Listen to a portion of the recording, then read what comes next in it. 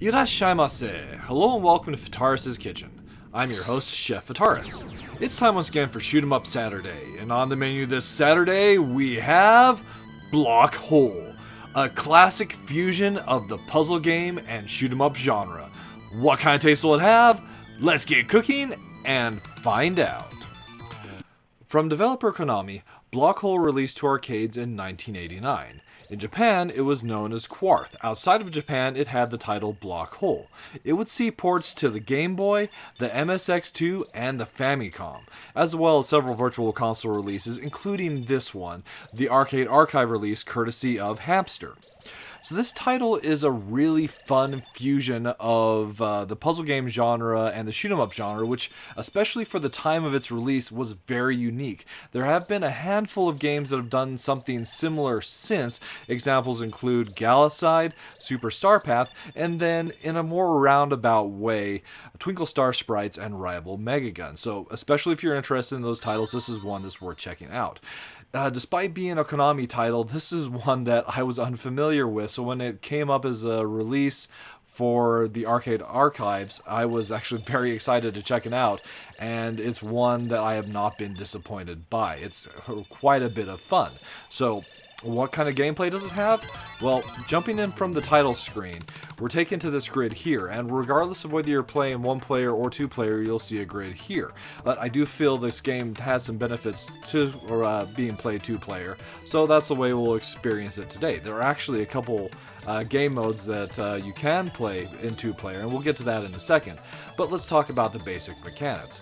So we play the role of the ship at the bottom of the screen. We can move left and right, though we're on a fixed plane. In addition to the ability to move left and right, we can fire blocks from our ship, and those blocks will add up on the blocks that are coming towards us. Apparently, some sort of gravitational distortion broke the fabric of reality, and Block Hole formed. So we have all these blocks that are destroying everything in their path, flying towards Earth. If you saw that during the opening, you might have actually read all that. So our role as this ship is to defend Earth by firing blocks at these incoming blocks, creating rectangles, and ultimately clearing them that way.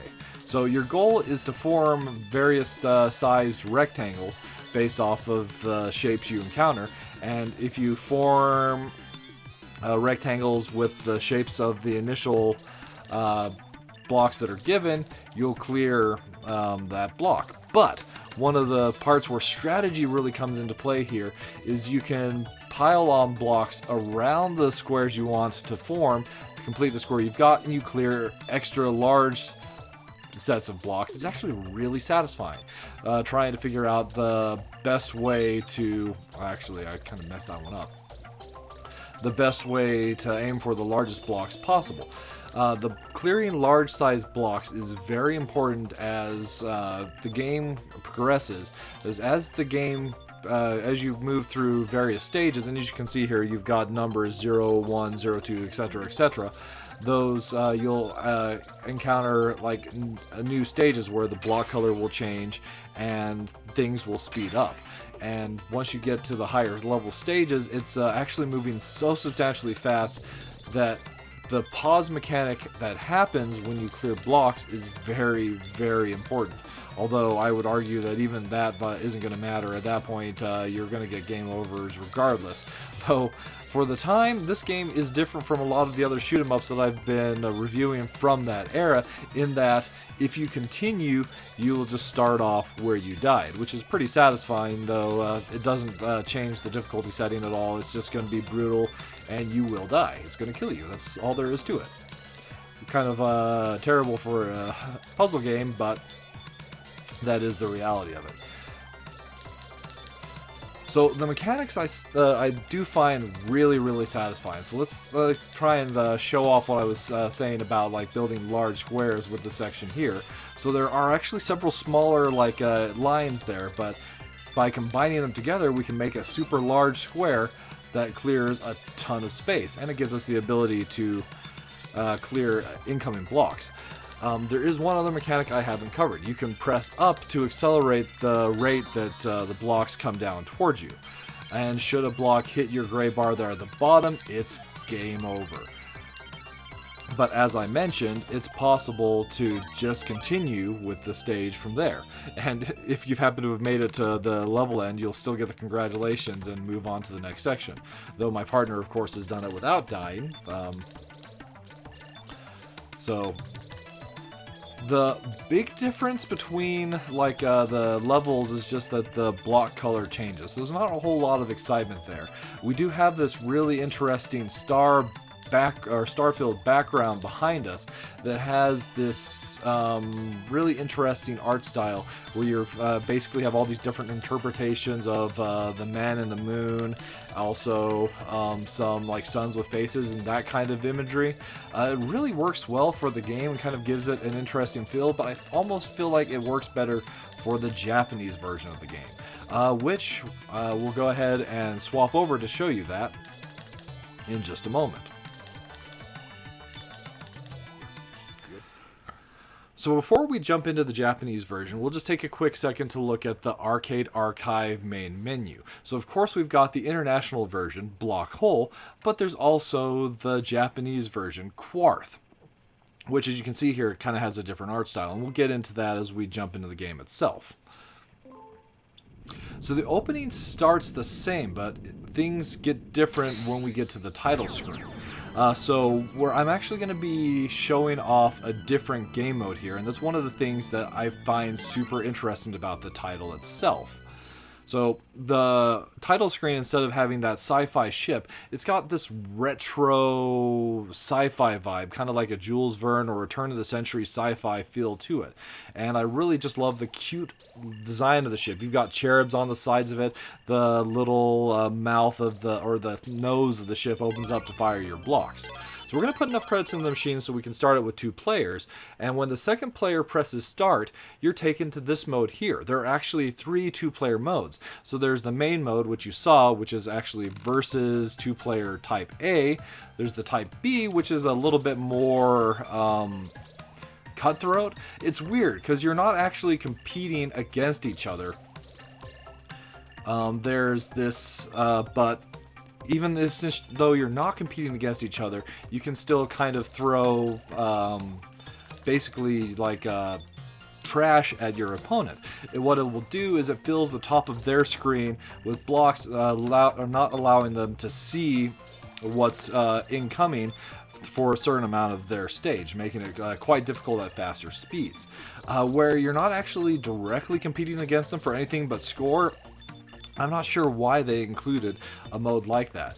But of course, the third game mode is the co-op mode. And to be honest, this, I feel, is the way the game has been meant to be played. So a couple of things to note. So as far as on the bottom, each ship can only move over so far on the screen, even if the other ship isn't in the way. But if the other player is in the way, you cannot move past them. There are also lines on there, blue and red lines on that bottom bar that is our game over bar, that indicate where we cannot move past. So, like with those that noted though, the objective here is of course the same. We're still trying to clear blocks.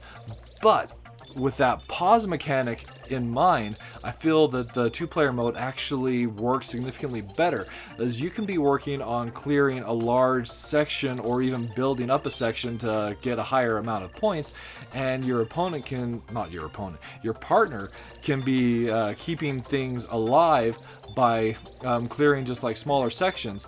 And as I mentioned, when blocks are clearing, the movement of the blocks towards you is paused. So it's really powerful to work in tandem with a partner to both build up blocks for a higher score for the both of you, as well as to progress further in the game itself. Though it's just a puzzle game, so really it's just for fun. So there are a couple blocks I have not talked about. One is this flashing silver block. So what the flashing silver block will do is once we complete a rectangle of it, it will clear everything on the screen. Just like that, and give you quite a bit of points for it as well. In the 2-player Type B game, it's actually very unfair, as it will dump a ton of garbage onto your opponent's side. But especially in a co-op game, it really works well to both like pause things and give you an easy chance to continue progressing. So the other special block is the blinking gold block, which we see here. That blinking gold block, once we complete a square with it, or a rectangle rather, will end the stage. It's also possible just to end the stage by getting to the 1-0 marker, but that's provided you get a game over right at that point, which is frequently going to happen. And that is Block Hole served up for your enjoyment. So this one has like really come as a surprise, as I've had a lot of fun with this title. It's like a really fun fusion of genres and fusion of multiple genres that I do really enjoy. So just kicking back and firing blocks, building like rectangles is a really enjoyable way to spend your time. It's kind of like fun as well, just like sitting there, like thinking through your mind, like, okay, how many times have I hit the button? 1, 2, 1, 2, 1, 2, 3, 1, 2, 3, just that sort of thing. As far as the minus flavors are concerned, so I wish there was a little bit more graphical variance to it. Like when you finish the stages, it would like kind of change up the whole look of the stage, maybe. I do enjoy the background, but I just wish there was a little bit more to it. And so that brings me to my plus flavors, which is almost runs counter to what I was just saying, but I do like the art style that they presented here. Oops, I kind of almost killed us there by adding extra space to that block. My bad. There's also just that unique genre combination of the puzzle games and the shoot 'em ups. Something that you wouldn't necessarily think would be intuitive, but it really works well in this setting. This is how like different is it from a title like, say, Space Invaders or Galaga, really. And then there's all the great co-op modes. Even just simply playing the two-player Type A is just a really enjoyable experience, but especially if you have a good partner to play the two-player Type or the two-player co-op mode, like I definitely think this is an experience that's well worth the asking price for the Arcade Archive release. Well, that'll just about wrap it up for this week's episode of Shoot 'em Up Saturday. As always, I want to thank you so much for joining us this week, and I look forward to seeing you again next week.